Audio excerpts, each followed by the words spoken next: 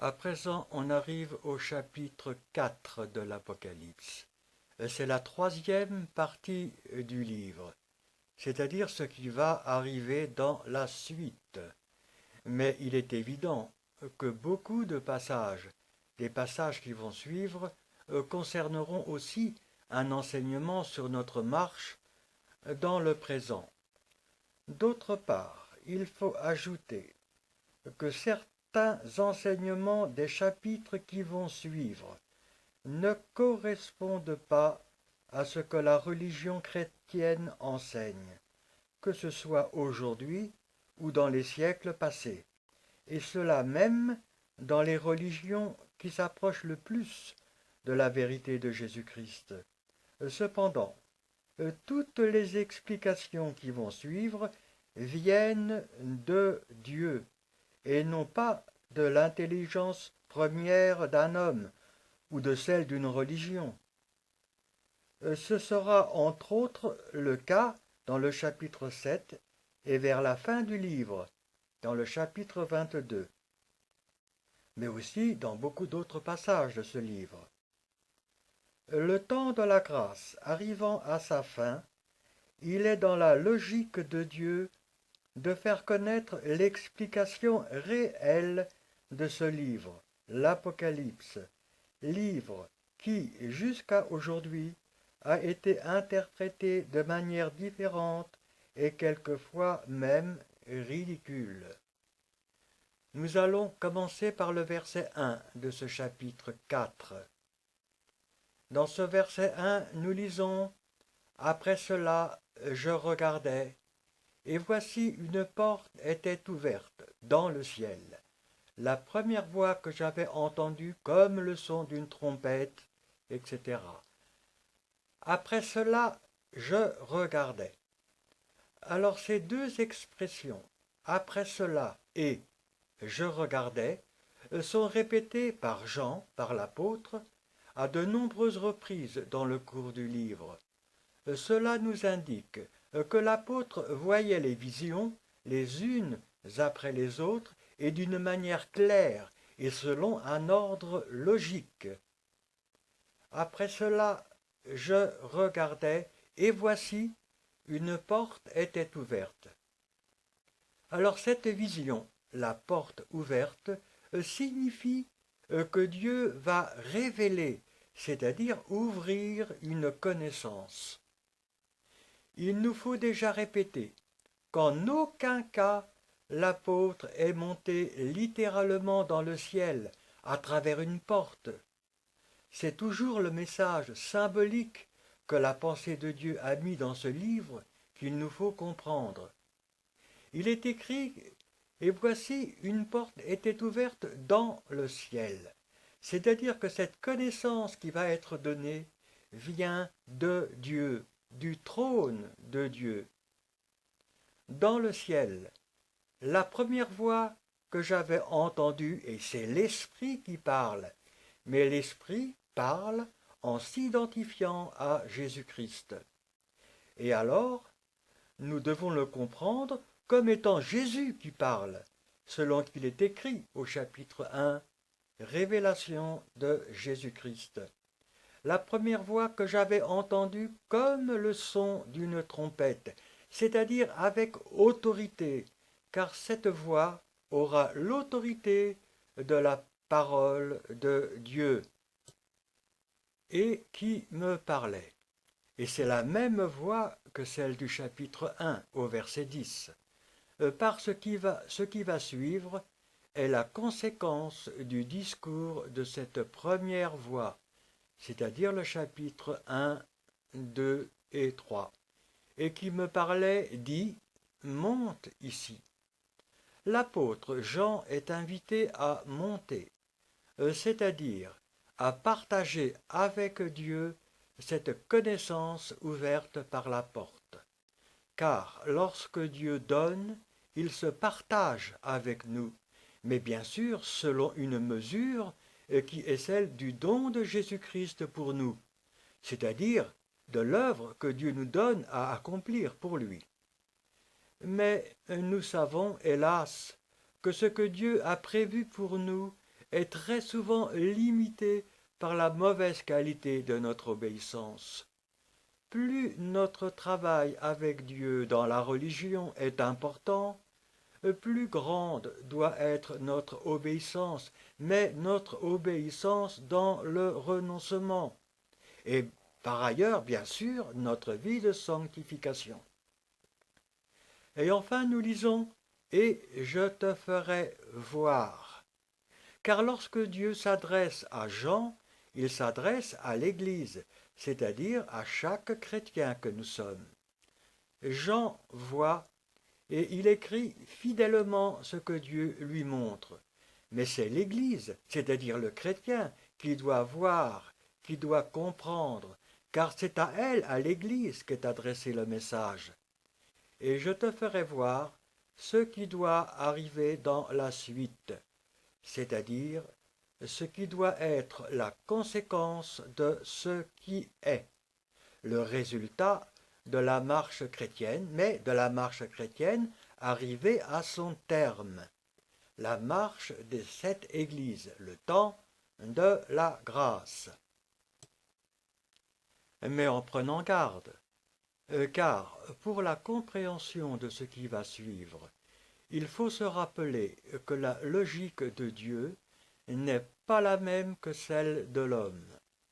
Pour ce qui est de l'homme, ce qui doit arriver dans la suite ne peut commencer qu'à la fin de cette marche chrétienne des 7 églises. Mais pour ce qui est de Dieu, ces mêmes événements sont vus par lui, commencer et achever dès le départ de cette marche, c'est-à-dire dès la victoire de Jésus-Christ. C'est la logique de Dieu quant à son œuvre dans l'homme et avec l'homme, et qui était dans sa pensée depuis l'éternité.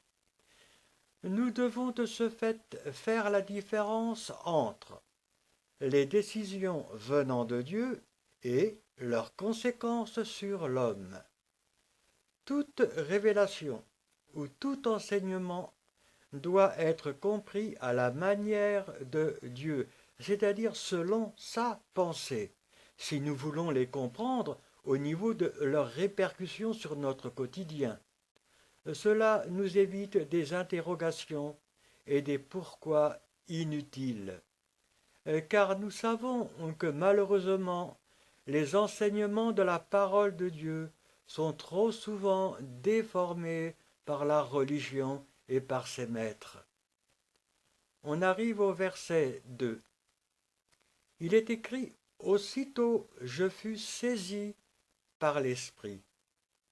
Jean, l'apôtre, n'a pas été transporté des siècles et des siècles dans le futur, ni dans un autre endroit que celui dans lequel il était, c'est-à-dire à Patmos. Mais il a été saisi par l'Esprit pour recevoir des visions venant de Dieu. Comprenons ce livre, l'Apocalypse, avec un cœur d'enfant pour notre Dieu. Selon qu'il est écrit, je vous le dis en vérité, et si vous ne vous convertissez, et si vous ne devenez comme les petits-enfants, vous n'entrerez pas dans le royaume de Dieu. Il est bien écrit, vous n'entrerez pas dans le royaume de Dieu. Car celui qui est le plus petit parmi vous tous est celui-là qui est grand. C'est Jésus qui parle. Car tous les pasteurs, les théologiens de toutes sortes et de toutes les religions ont eu leur intelligence pervertie en raison de leur soi-disant intelligence augmentée par une éducation religieuse reçue dans leurs écoles qui étaient plus ou moins de bonne qualité, éducation religieuse qui a fait d'eux des hommes instruits, et alors leur grandeur religieuse, qui était souvent cachée en eux, devenait une idolâtrie aux yeux de Dieu. Il est aussi écrit « Je te loue, Seigneur du ciel et de la terre, de ce que tu as caché ces choses aux sages et aux intelligents, et que tu les as révélés aux enfants. Nous prétendons être des enfants de Dieu, et notre Dieu est le premier à le vouloir et à l'accepter. Mais dans bien des cas, cette formule que nous employons pour un oui ou pour un non n'a plus de sens. Si nous voulons être un enfant de Dieu, restons dans l'humilité par rapport à nos frères, et cela d'autant plus que notre position religieuse sera importante.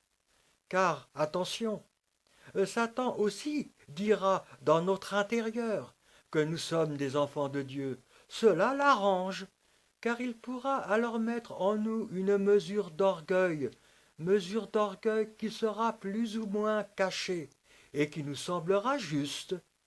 Ce raisonnement sera alors le suivant. Nous sommes des enfants de Dieu authentiques, nous sommes obéissants et respectant sa parole, etc., etc. Il est donc normal que Dieu fasse de nous des ouvriers importants et que, de par là, notre grandeur sur la terre soit plus importante que celle de notre frère. Mais on ne se moque pas de Dieu. Et ce qui est élevé sur la terre, et d'autant plus dans la religion, est une abomination aux yeux de Dieu. Répétons, on ne se moque pas de Dieu, c'est-à-dire de la parole de Dieu. Parmi les 7 églises de l'Apocalypse, seules 2 n'ont pas eu à subir de reproches. Et pourquoi? Premièrement, Smyrne, car le chrétien Smyrne, ou cette église de Smyrne, était persécuté. Il est alors difficile de monter sur un piédestal dans ce contexte. Et deuxièmement, Philadelphie. Pourquoi? Parce que c'était une église sans puissance, parce que tu as peu de puissance. Pourquoi est-ce que nous ne voulons pas comprendre? Pourquoi en sommes-nous encore au lait spirituel? Ceux qui, et hélas en grand nombre, ont marché sur un chemin de grandeur plus ou moins caché en eux, ils ont bâti sur du foin, du bois, du chaume. Ils ont abandonné l'exemple de Jésus-Christ, et cela malgré leur succès, malgré les véritables conversions qui ont peut-être été le résultat de leur ministère, car Jésus-Christ n'en a pas moins été prêché. Car notre Dieu est un Dieu d'amour, et le salut pour eux, pour ces hommes-là, sera gardé, si du moins ils ne sont pas tombés dans la folie. Mais ils auront totalement perdu leur récompense. Le manque de connaissance n'est bon pour personne, et la parole nous le fait comprendre, car il est écrit « Faute de connaissance, mon peuple périt ». Mais n'oublions pas que Satan imite, et avec une telle facilité. La connaissance de Dieu et de sa parole est indispensable et doit être recherchée. Les dons et les ministères spirituels qui, hélas, manquent cruellement dans les églises, de même. On doit les désirer et les rechercher avec persévérance. L'Église en a besoin, elle en a énormément besoin, car c'est Dieu au milieu de nous, et non pas un ersatz de Dieu sous couvert de foi. Alors pourquoi ce manque de bénédiction?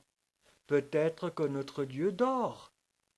Si Dieu retient ses bénédictions, c'est parce que nous croyons être intelligents dans la religion, avec peut-être une bonne moralité, et aussi peut-être avec des œuvres religieuses qui, pensons-nous, glorifient Dieu. Mais, en réalité, elles glorifient notre Église en tout premier. Et ici, Dieu nous résiste, et au pire, il nous rejette, car cette éducation s'accompagne presque toujours d'une mesure plus ou moins importante d'orgueil. Mais ceci dit, reprenons ce verset 2. Il est écrit « Aussitôt je fus saisi par l'Esprit ». Alors ici aussi, il faut comprendre l'Apocalypse à la manière de Dieu, selon sa pensée.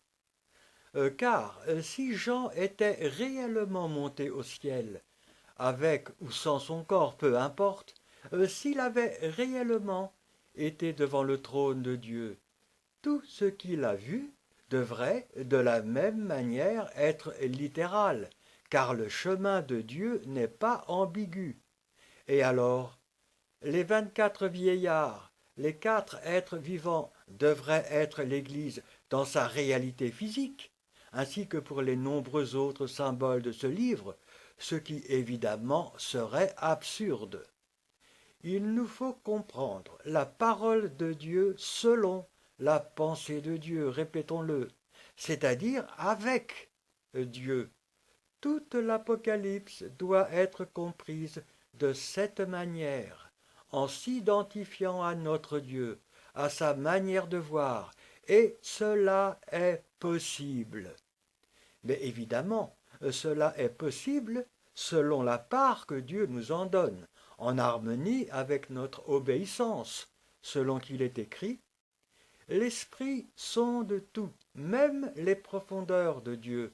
Or, nous avons reçu l'Esprit qui vient de Dieu, afin que nous connaissions. » Toutes les bénédictions promises dans la parole peuvent être reçues dans le présent du chrétien, mais bien sûr seulement en fonction de la part que Dieu nous en réserve quant à sa volonté pour nous, c'est-à-dire ce qu'il nous faut pour accomplir notre ministère avec Dieu.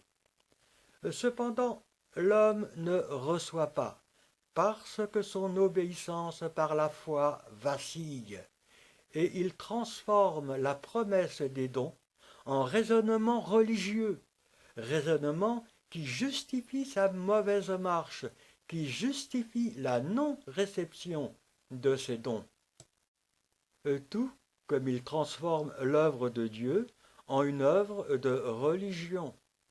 Et il y a trop souvent pour cette œuvre une différence qui n'est pas perçue par le chrétien lui-même.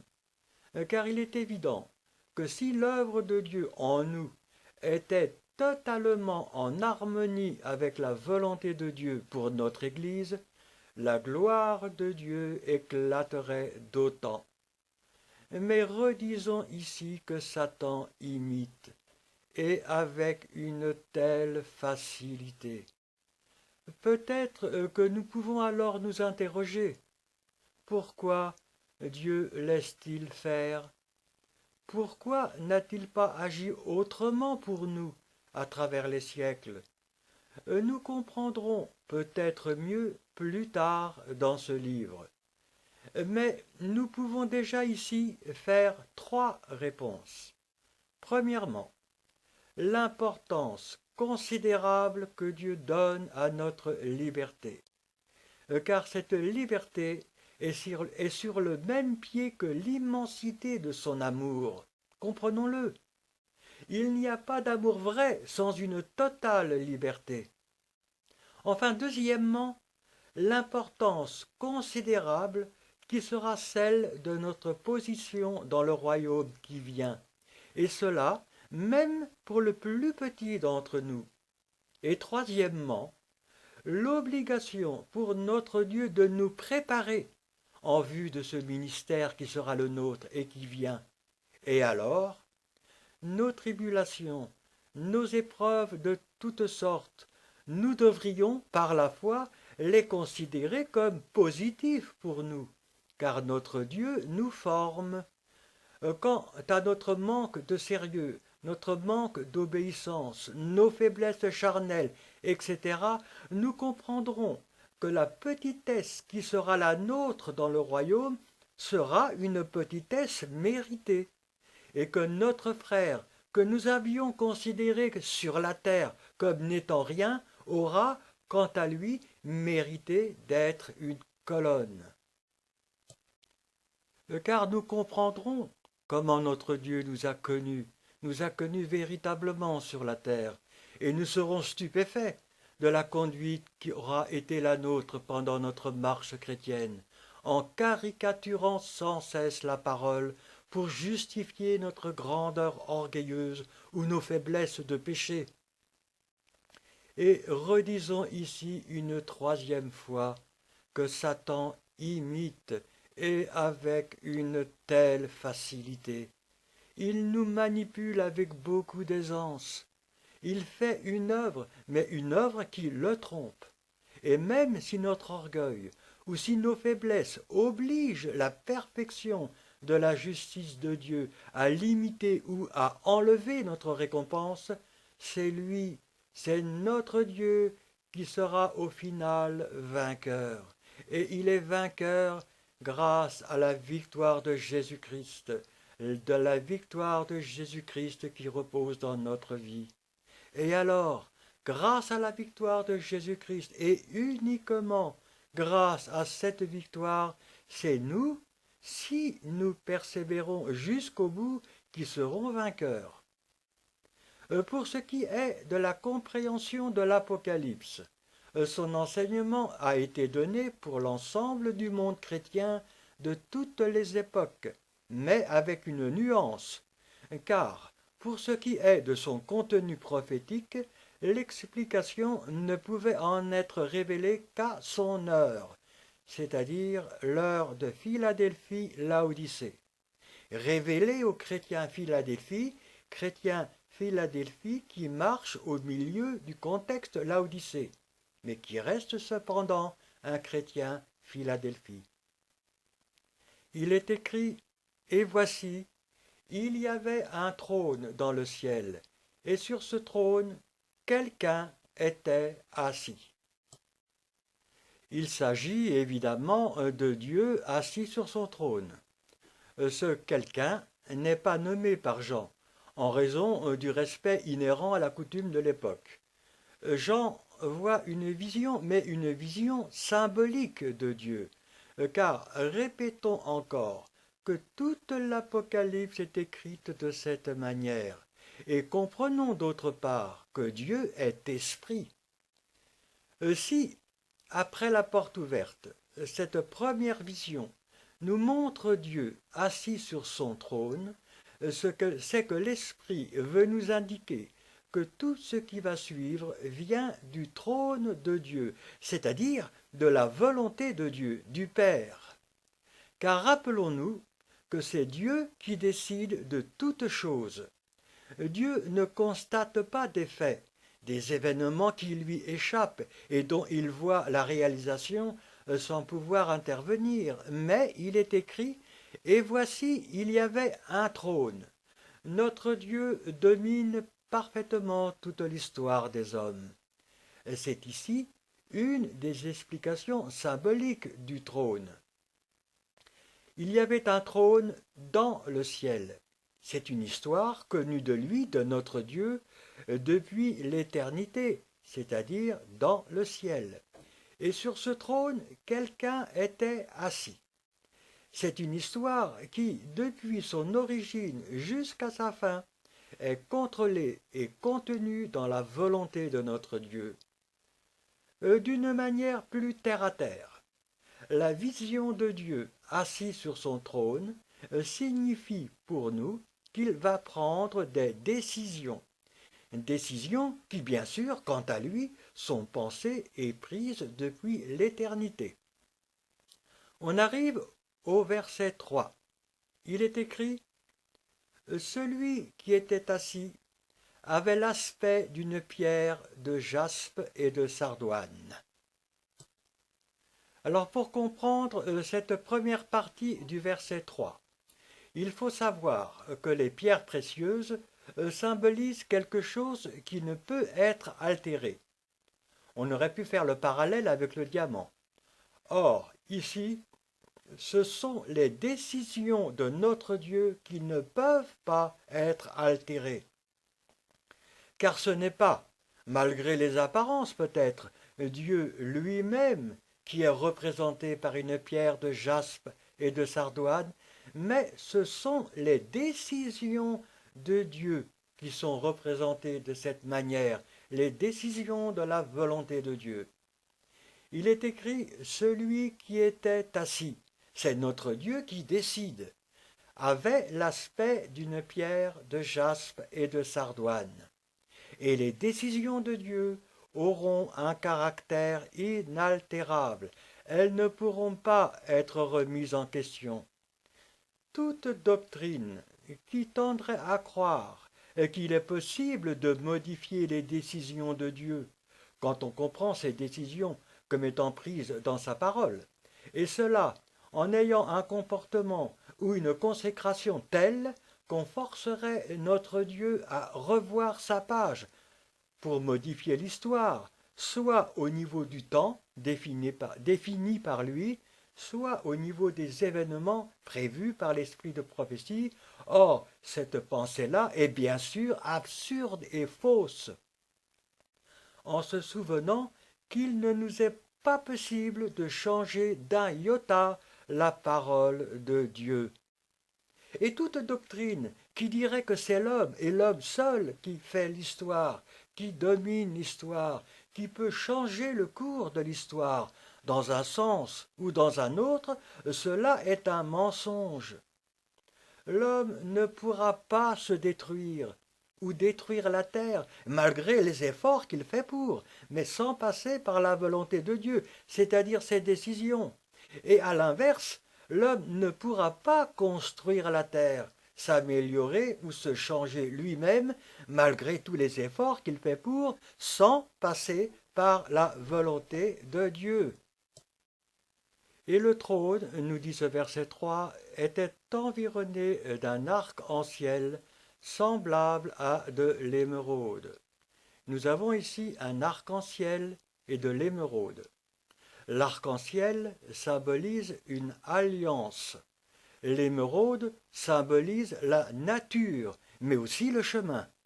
Alors cette alliance est semblable à de l'émeraude, car c'est une alliance qui est faite avec la nature dans son ensemble, et qui, comme pour la pierre de jaspe et de sardoine, ne pourra pas être remise en question.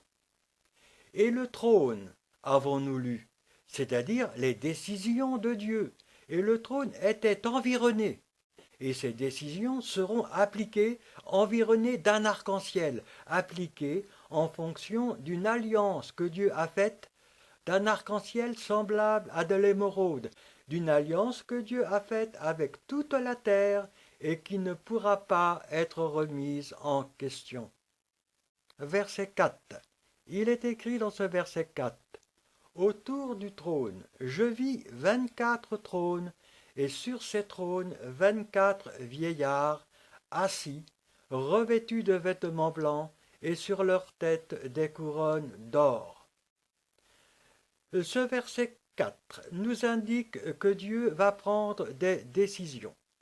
Mais ici, des décisions en fonction d'une deuxième alliance, celle qu'il a faite avec l'Église, le corps de Christ, que l'on voit ici sous son premier aspect, c'est-à-dire la victoire de Jésus-Christ, le chandelier. Car il est évident que ces 24 vieillards ne sont pas 24 anciens pris d'une manière individuelle, mais c'est l'Église dans son ensemble qui est ici bel et bien représentée par les 24 vieillards, mais l'Église vue sous son aspect chandelier. Car notre Dieu va agir en fonction de deux alliances. Premièrement, l'arc-en-ciel. C'est ici pour l'arc-en-ciel une alliance universelle concernant l'ensemble de la création. Et deuxièmement, les 24 vieillards. Et c'est ici son alliance avec le corps de Christ. Mais il est évident que la première alliance, l'arc-en-ciel, n'a pu être conçue et ne peut subsister que grâce à la deuxième alliance, c'est-à-dire la victoire de Jésus, associée à la victoire de chaque chrétien authentique. Alors, il nous faut expliquer la signification de ces 24 vieillards. Et pour cela, il faut connaître la signification symbolique, bien sûr, du chiffre 12. Car j'espère encore une fois que nous comprenons que ces 24 vieillards ou anciens ne représentent pas 24 personnes individuelles, mais l'Église dans son ensemble, vue sous son aspect chandelier. Il faut ici le répéter. Quant à la signification du chiffre 12, c'est celle du témoignage d'un ensemble, mais témoignage et ensemble que Dieu voit achever par anticipation. On peut donner des exemples, et on peut donner comme exemple les 12 fils de Jacob.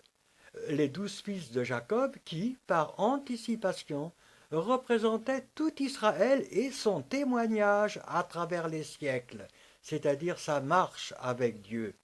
Et on peut donner aussi comme exemple les 12 disciples.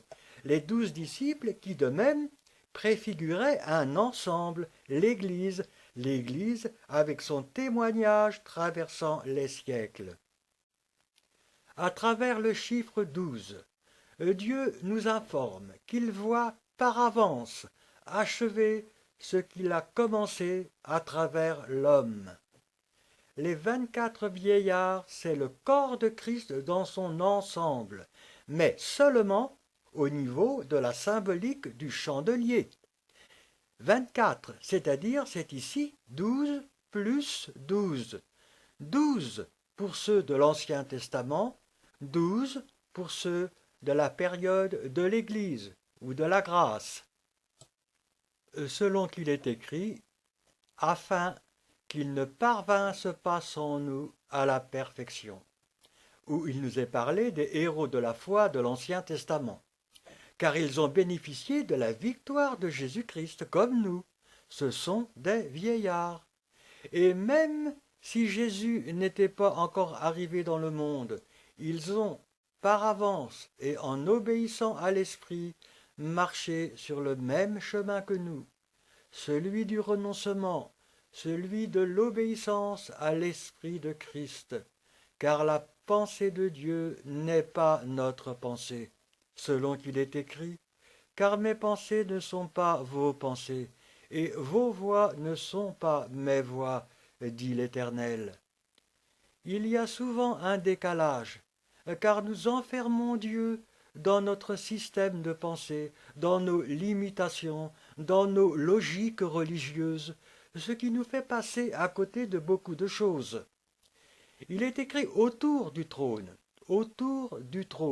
et cela est à rapprocher avec environné d'un arc-en-ciel, car là aussi, les décisions de Dieu seront prises en fonction de je vis 24 trônes, en fonction de 24 trônes, c'est-à-dire en fonction de la décision prise par chaque chrétien de répondre favorablement à l'appel de Dieu. Dans ces passages, le trône symbolise une ou des décisions qui sont prises par une autorité. Et même si le chrétien est considéré comme une balayure par l'esprit du monde, aux yeux de Dieu, il est une autorité. Car un chrétien, aussi modeste soit-il, en raison de la présence de Jésus dans sa vie, est plus important que l'ensemble du monde sans Dieu. Il est écrit, et sur ces trônes 24 vieillards.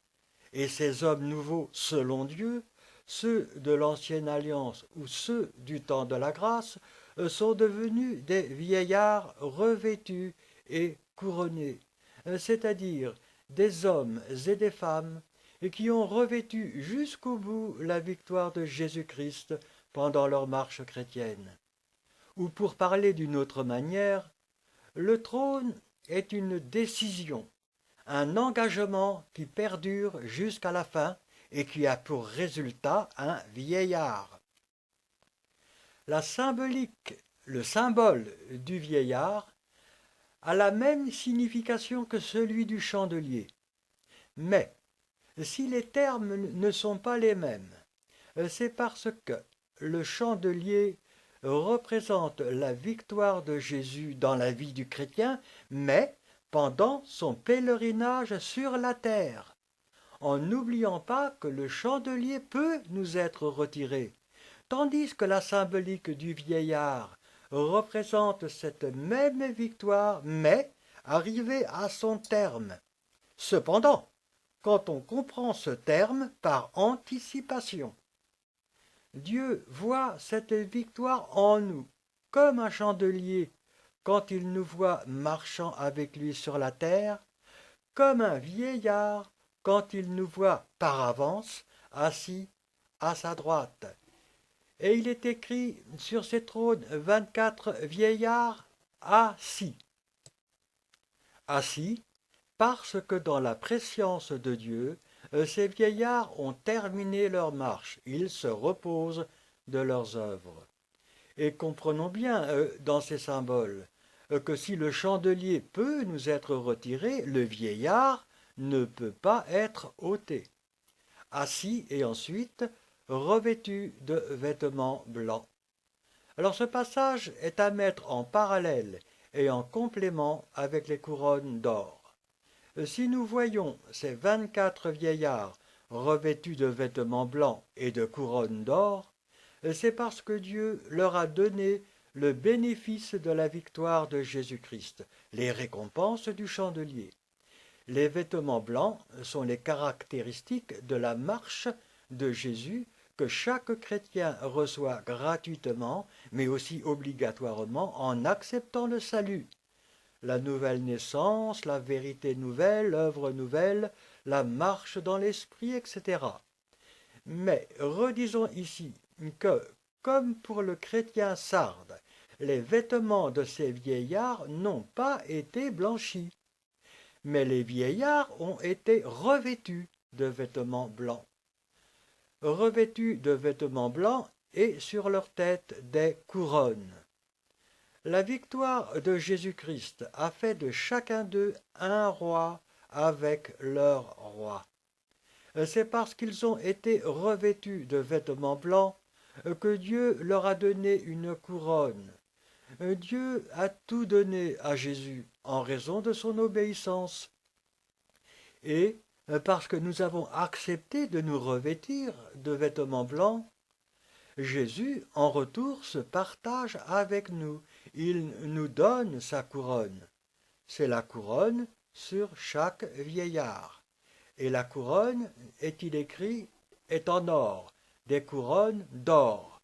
En partageant la nature de Jésus-Christ, nous partageons la nature de Dieu, mais bien entendu, chacun selon sa part. Et on arrive au verset 5. Du trône sortent des éclairs, des voix et des coups de tonnerre. C'est du trône que sortent les éclairs, les voix et les coups de tonnerre, ce qui signifie que les décisions de celui qui est assis sur le trône seront accompagnées d'effets. Ces effets sortent du trône, car ils sont la conséquence des décisions. Et ils concernent la nature est symbolisée par les éclairs, l'esprit humain est symbolisé par les voix, et le corps humain est symbolisé par les coups de tonnerre. Cela reviendra dans d'autres passages dans le cours du livre.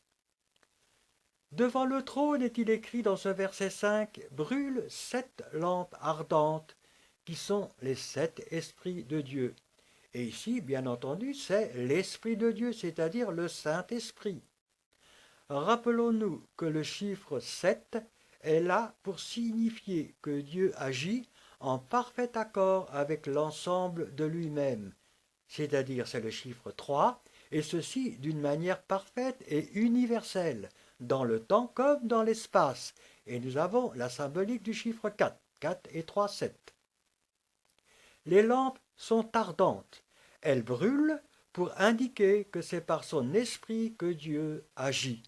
C'est par son esprit que les décisions venant du trône seront appliquées avec la puissance purificatrice, mais aussi destructive, représentée par le symbole du feu. Nous avons déjà eu l'occasion de voir que la lampe représente symboliquement la parole, mais aussi la marche chrétienne. Mais dans ce verset, parce que la lampe est associée au chiffre 7, nous avons une action du Saint-Esprit. Donc, dans ce verset, la lampe représente le symbole de l'omniprésence de Dieu. Dieu, par son esprit, voit tout, partout. La lampe brûle, il sait et il connaît tout, et elle brûle d'une manière ardente. Notre Dieu est tout-puissant. Verset 6. Il y a encore devant le trône comme une mer de verre semblable à du cristal. De même que pour la pierre de jaspe et de sardoine, c'est pour ce verset l'image d'une caractéristique. Seulement, pour la pierre de jaspe et de sardoine, elle concernait les décisions venant de la volonté de Dieu, du Père. Ici, elle concerne la réalisation de ces décisions, car ce verset vient après les 7 lampes. Les décisions de notre Dieu auront, dans leur accomplissement, un caractère de limpidité et de solidité, et ceci en opposition avec le symbole de la mer lorsque celle-ci représente la foule des peuples. Le symbole de la mer qui nous donne une image de remise en question permanente, de tempête, etc. Mais, dans ce verset, tous les événements qui s'accomplissent par l'action du Saint-Esprit, devant le trône, est-il écrit, seront réalisés en plein accord avec la volonté de Dieu, avec le Père, les décisions de Dieu. Devant le trône, comme une mer de verre semblable à du cristal, et ceci avec un caractère de limpidité et de solidité. Il n'y aura pas de retour en arrière, de possibles erreurs de jugement, etc. Ce sera une action basée sur la vérité. De même, on ne pourra pas contrer l'action du Saint-Esprit. Ce sera une action basée sur la puissance. Vérité et puissance étant des éléments sur lesquels s'appuie la justice de Dieu, c'est-à-dire Jésus-Christ. Ensuite, nous lisons au milieu du trône et autour du trône, il y a 4 êtres vivants remplis d'yeux devant et derrière. Et ici, nous avons aussi le corps de Christ dans son ensemble, mais sous son deuxième aspect, c'est-à-dire les étoiles ou les anges. Et de même que pour les vieillards, Dieu nous voit comme une étoile ou un ange lorsqu'il considère notre marche sur la terre, mais comme les 4 êtres vivants lorsqu'il nous voit par avance assis à sa droite dans les lieux célestes. Pour que nous puissions comprendre cette deuxième partie du verset 6, redisons encore ici que Dieu n'a pas besoin de nous, il n'a pas besoin de notre marche, de nos œuvres pour établir son royaume et sa justice. La victoire et l'œuvre de Jésus ont été pleinement suffisantes pour être à l'origine de l'alliance de Dieu avec les hommes. Mais il désire associer les 24 vieillards à son œuvre, à sa justice, en les faisant entrer dans une marche chrétienne à l'image de la marche de Jésus avec son Dieu. C'est un complément du salut que Dieu rend obligatoire et qui amène une association. Et c'est ce que nous montre la présence de ces 4 êtres vivants. Reprenons cette fin de verset. Au milieu du trône et autour du trône. C'est-à-dire étroitement associés aux décisions de Dieu, au milieu et autour des décisions. Il y a 4 êtres vivants. Ils sont 4, c'est à mettre en parallèle avec les yeux devant et derrière. Ils sont quatre, car Dieu amènera la marche de l'ensemble du témoignage chrétien à sa perfection. Et cela, bien sûr, à cause de Jésus-Christ. À cause de Jésus-Christ, Dieu ne permettra pas que la marche de l'ensemble du corps, mais vue par lui achevée, que cette marche-là soit mal construite, c'est-à-dire inachevée ou imparfaite. 4 étant le symbole de quelque chose de bien construit, bien carré, à caractère universel. Ces quatre étant vus par notre Dieu vivant, car ayant réussi, selon sa volonté, leur marche. Remplit Dieu devant et derrière. Et nous avons, pour ses yeux, une image de quelque chose d'universel. Universel annoncé déjà par le chiffre 4. Les yeux devant et derrière sont le symbole d'une omniprésence qui, parce qu'elle concerne la marche chrétienne, les yeux sont sur les êtres vivants, doit se comprendre sous deux angles.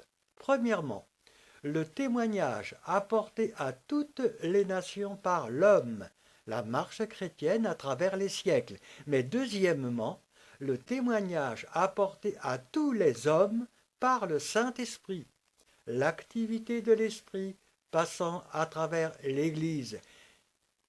Car s'il est écrit « Cette bonne nouvelle du royaume sera prêchée dans le monde entier pour servir de témoignage à toutes les nations, alors viendra la fin », n'oublions pas qu'en raison de la limitation humaine, le témoignage n'a pas pu être apporté à tous.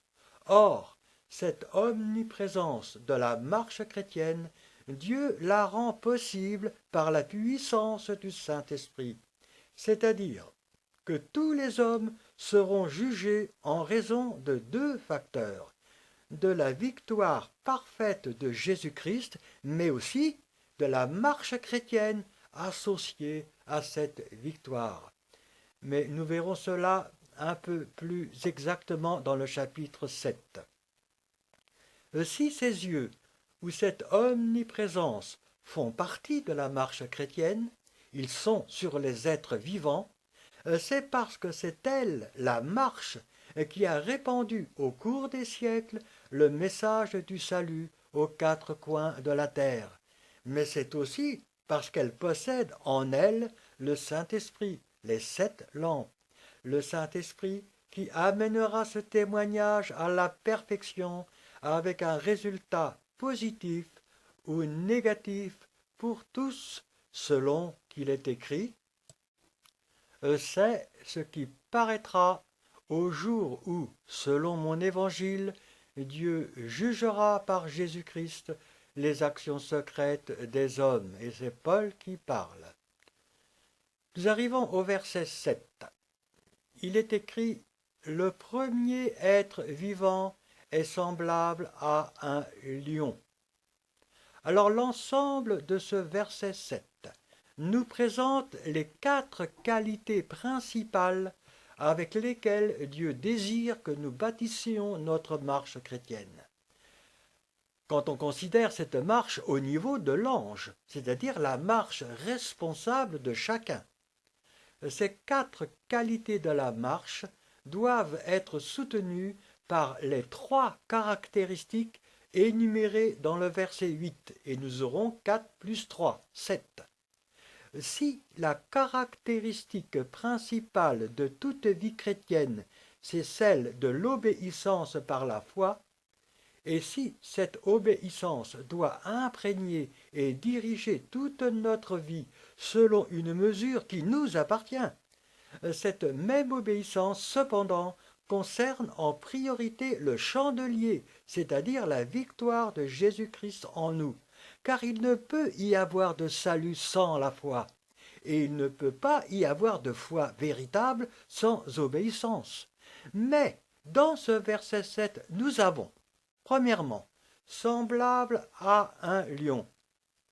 Et ici, c'est le symbole du courage, c'est la première qualité de la marche chrétienne de chacun, le courage. Ensuite, le second être vivant est semblable à un veau. Et ici, nous avons le symbole de la persévérance, le veau ou le bœuf. C'est la persévérance, c'est la deuxième qualité indispensable de notre marche chrétienne volontaire avec Dieu. Ensuite, troisièmement, nous avons le troisième être vivant à la face d'un homme. Et c'est ici la compréhension des choses de Dieu, c'est-à-dire l'intelligence. Et c'est la troisième qualité de la marche chrétienne que nous devons avoir avec notre Dieu. Et quatrièmement, il est écrit, et le quatrième être vivant est semblable à un aigle qui vole. Et nous avons ici, dans cette symbolique, le renoncement. C'est la quatrième qualité de la marche.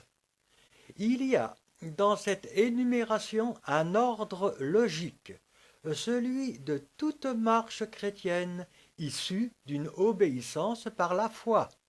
Car c'est déjà le courage, le lion, oser obéir, ne pas avoir honte ou peur des conséquences du salut.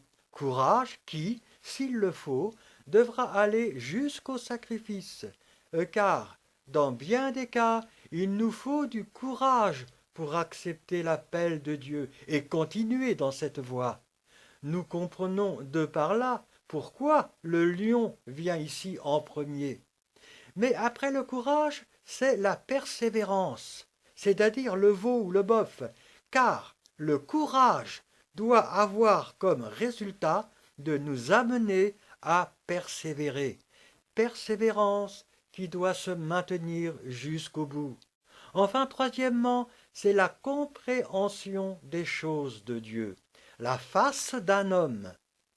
Car la persévérance à suivre avec courage le chemin permet à notre Dieu d'ouvrir notre intelligence. Ce qui nous amènera au quatrièmement, c'est-à-dire au renoncement. C'est un aigle qui vole, c'est-à-dire à choisir les voies de Dieu, à renoncer aux valeurs du monde, et ceci parce que nous avons compris. Dieu a ouvert notre intelligence. C'est un aigle qui vole, et c'est l'image du renoncement, car l'aigle qui vole est détaché des choses de la terre. Nous avons donc déjà ici 4 qualités essentielles de la marche. Qualités que Dieu nous donne, mais seulement en réponse à notre vouloir, à notre sérieux. Dieu nous pousse, mais il ne nous force pas. Premièrement, le courage. Le courage que Dieu nous demande, malgré le mauvais contexte qui peut-être nous entoure. Courage qui doit nous amener à la persévérance. Deuxièmement, n'oublions pas ici la parabole du semeur, où seulement 1 sur 4 a persévéré pour donner du fruit en abondance. Et troisièmement, grâce à ce courage à suivre avec persévérance le chemin de Dieu, notre intelligence s'ouvre. Et combien cela nous est nécessaire pour connaître la pensée de Dieu et s'y confirmer. Et alors, quatrièmement, cette nouvelle compréhension qui sera la nôtre nous amènera au renoncement, ainsi qu'à une vie allant de plus en plus vers la sanctification. Nous aurons compris à quel point les valeurs du monde sont impies et ne peuvent nous amener qu'à la faillite finale. On arrive au verset 8. Ce verset nous dit « Les 4 êtres vivants ont chacun 6 ailes, et ils sont remplis d'yeux tout autour et au-dedans, et ils ne cessent de dire jour et nuit, Saint, Saint, Saint est le Seigneur Dieu, le Tout-Puissant, qui était, qui est et qui vient. » Et nous avons ici dans ce verset 8 3 éléments. Les ailes, les yeux, la parole. Les 4 caractères de la marche chrétienne indiqués au verset 7 doivent être assistés par trois comportements que Dieu regarde comme indispensables, mais qui sont eux aussi de la responsabilité de chaque chrétien que nous sommes. Car le courage, la persévérance, la compréhension et le renoncement doivent être pratiqués. Premièrement, ont chacun 6 ailes, doivent être pratiqués avec zèle, avec diligence. C'est le sérieux à accomplir l'œuvre de Dieu sans délai, selon qu'il est écrit, malheur à quiconque fait avec négligence l'œuvre de l'Éternel.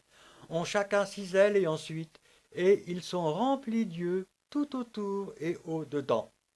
Car toutes les qualités de la marche que nous avons vues plus haut doivent être assistées avec l'efficacité du Saint-Esprit, efficacité que nous devons mettre en parallèle avec une mesure du Saint-Esprit en nous, mesure que nous aurons désirée et recherchée.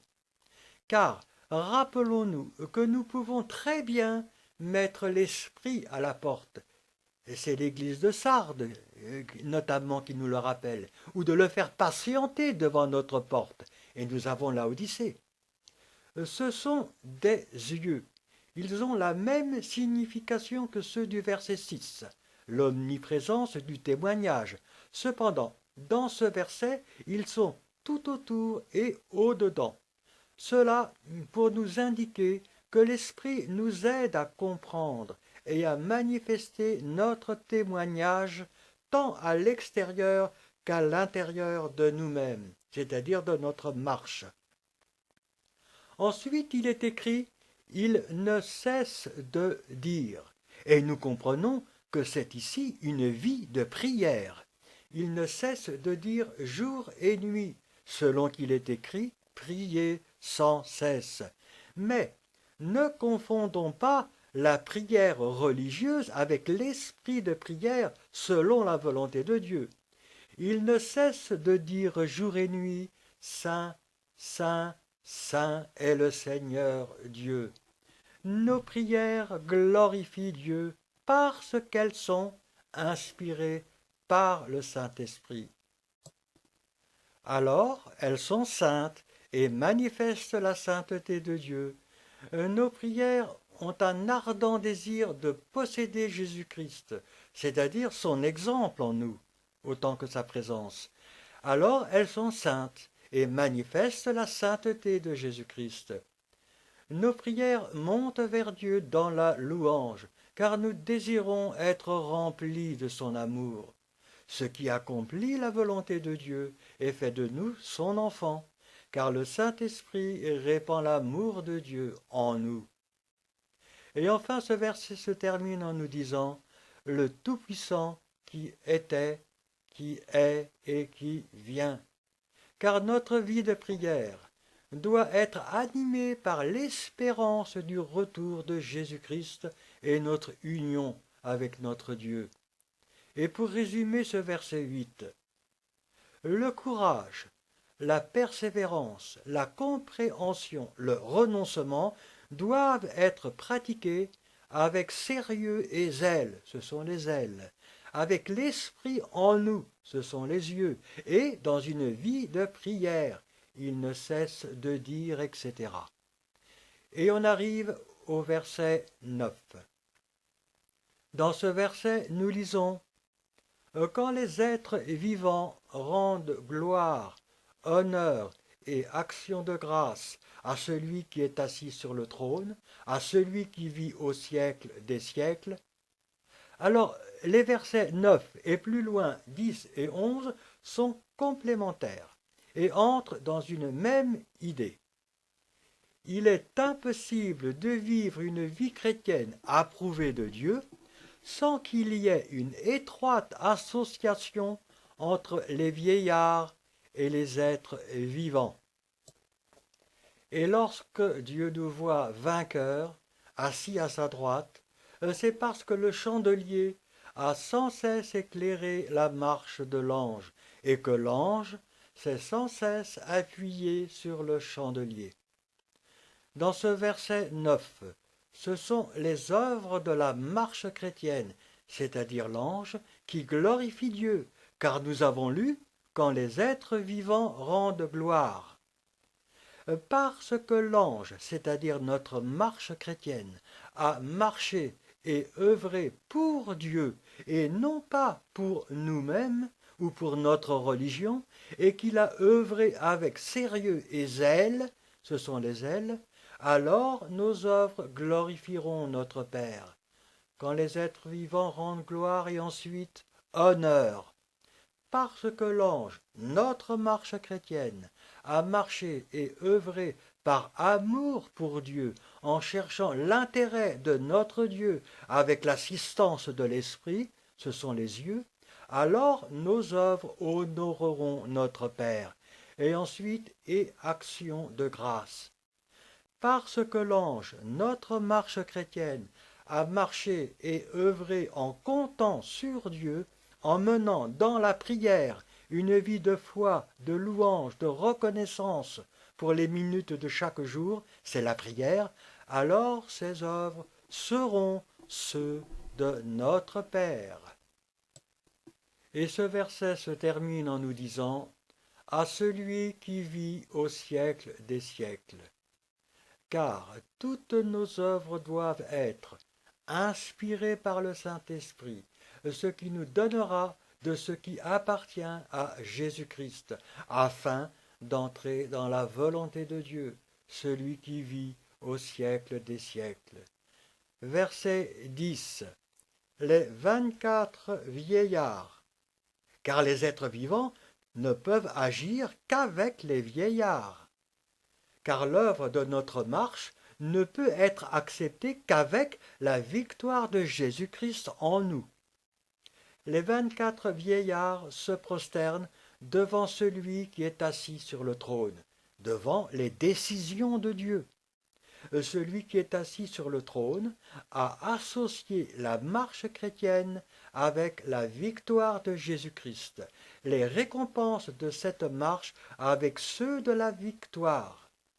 Il se prosterne devant l'amour de Dieu, devant la perfection de ses décisions.